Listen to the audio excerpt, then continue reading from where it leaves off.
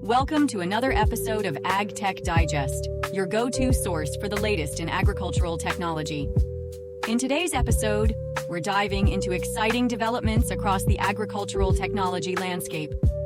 We'll explore major acquisitions, expanding autonomous farm solutions, and integrated pest management capabilities, examine significant funding rounds supporting UV pest control robots, affordable field monitoring systems, and sustainable agriculture financing initiatives.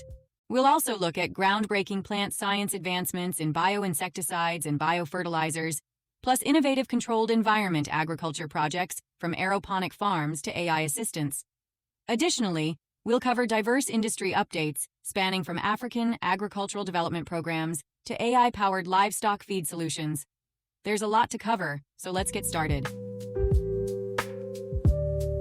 Exciting developments are transforming the AgTech and agribusiness landscape this week, with major acquisitions, innovative funding rounds, and significant financial partnerships leading the charge. Bonsai Robotics has strategically acquired Pharm to merge AI autonomy with modular electric farm machinery, with the combined offering aiming to deliver integrated robotic solutions for both growers and OEMs. The acquisition brings together leadership that includes veterans from John Deere, OpenCV, and Bonsai, and supports scalable, flexible automation across various crops and regions. Meanwhile, Tri-C Robotics has secured $500,000 in seed funding to grow its Luna robot fleet, with Luna utilizing UV light and vacuum technology to manage pests and reduce chemical use across strawberry farms in California's Central Coast. The funding will support geographic expansion, new hardware development, and enhanced data capabilities. In a parallel development, Unitree Robotics is deploying low-cost quadruped robots in agriculture through institutional partnerships, with their Geo2 robot using edge computing and AI vision for real-time crop monitoring. Priced from just $1,600, these robots aim to reduce labor needs and attract younger farmers while promoting scalable and intelligent field solutions. On the financial front, Rabobank and DLL have partnered with the European Investment Bank to provide €1,000 in funding aimed at SMEs and agriculture, with the funding including climate and bioeconomy priorities. Both Rabobank and DLL will each receive €250,000 from EIB and match it with their own capital, targeting sustainable growth across the Netherlands and 9 EU countries. Additionally, Carlyle has agreed to purchase $250,000 in newly issued Pharm operating loans from Pharm Capital, with the deal expanding Pharm's ability to lend to independent U.S. row crop farmers. This funding will support loan origination capacity and new agricultural finance products, with the partnership specifically addressing gaps in traditional financing options for producers. The plant science sector is experiencing remarkable momentum with strategic acquisitions and substantial funding rounds, driving innovation in sustainable crop protection and biotechnology solutions. BioBest has strategically acquired EcoAtion's Crop Scanner TM and OKO2 tools to expand its IPM automation portfolio, with these advanced tools enhancing BioBest's high-tech pest and yield monitoring systems.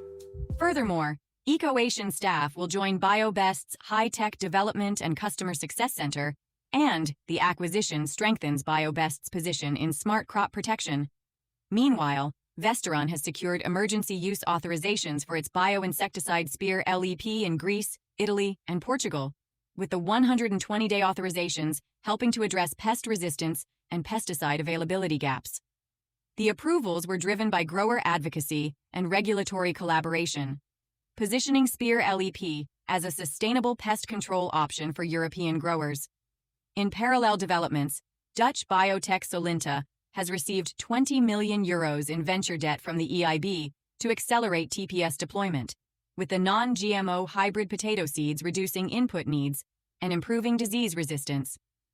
This funding supports EU goals for food security and climate resilience under InvestEU, and Solinta's innovation aligns with UN Sustainable Development Goals. Additionally, UK-based Net Zero Nitrogen has raised €5.6 million to scale its endophytic bacteria-based biofertilizer, with the product aiming to reduce synthetic nitrogen use and greenhouse gas emissions. Investors include World Fund, Azala Ventures, and Zero Carbon Capital, and the solution targets improved soil health and climate-positive farming practices. The controlled environment agriculture sector is witnessing groundbreaking innovations and significant developments, though not without challenges, as companies push the boundaries of indoor farming technology. GreenLife and Clean Greens have successfully introduced Kuwait's first aeroponic farm, producing up to 900 kilograms of lettuce daily, with the system using 96% less water than traditional farming and 60% less than hydroponics.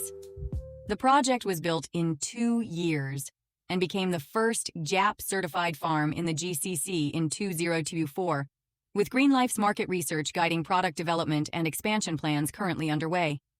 Meanwhile, Spanish startup Neboda has raised 1.84 million euros to expand its vertical farming system, focusing on basil production using hydroponics, automation, and computer vision. The system reportedly delivers over 90% water savings and reduces environmental impact, with funding supporting business validation and sales partnerships with Iberian distributors. In a technological advancement, Square Roots Japan has introduced Sage, an AI assistant for indoor farmers, integrated into the Farmer Toolbelt OS to provide real-time task-specific support. Developed using AWS Bedrock and in-house data, Sage replaces static guides with conversational AI, marking Square Root's first major step in AI-enabled CEA operations. However, the sector also faces challenges, as Dutch greenhouse sensor company CE Line BV was declared bankrupt on July 23, 2025, despite specializing in real-time nutrient monitoring for horticulture. CE Line struggled with delayed commercialization, international trade challenges, and financial pressures, and despite holding a 15% stake, investors Horticoop and Yield Lab Europe were unable to prevent closure. Bankruptcy trustee Bas van Dijen is currently assessing possibilities for a potential restart with interested parties. Beyond the core sectors, several diverse agricultural and technology initiatives are making significant strides across global markets, showcasing the breadth of innovation in the agricultural ecosystem.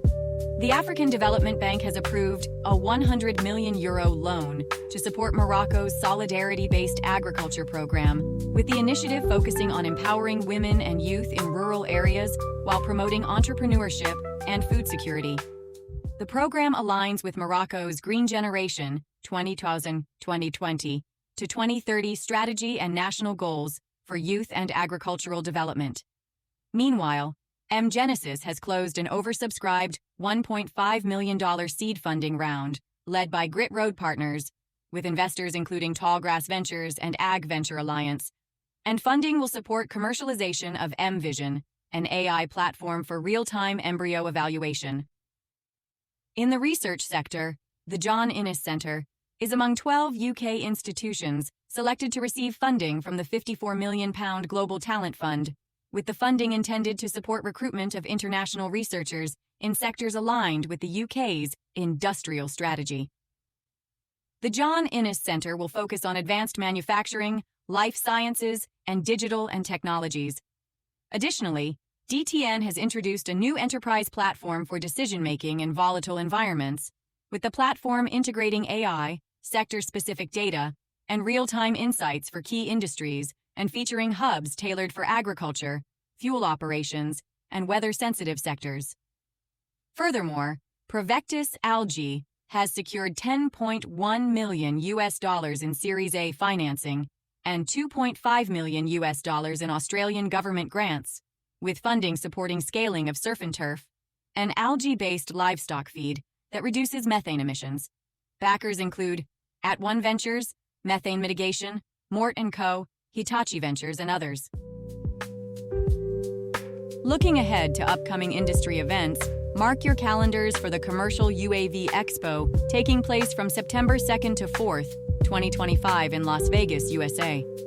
Following that, Taiwan Smart Agri-Week will run from September 3rd to 5th in Taiwan, and the Global Vertical Farming Show 2025 is scheduled for the 10th to 11th of September in Dubai, UAE.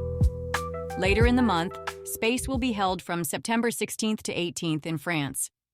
Moving into October, Agribusiness will take place from October 6th to 7th in Dubai, and the Vertical Farming World Congress is set for October 7th to 9th, 2025 in Amsterdam. That wraps up today's episode of AgTech Digest. We explored a dynamic week in agricultural innovation, from autonomous robotics and UV pest control solutions to major financial commitments fueling sustainable agriculture and next-gen crop finance.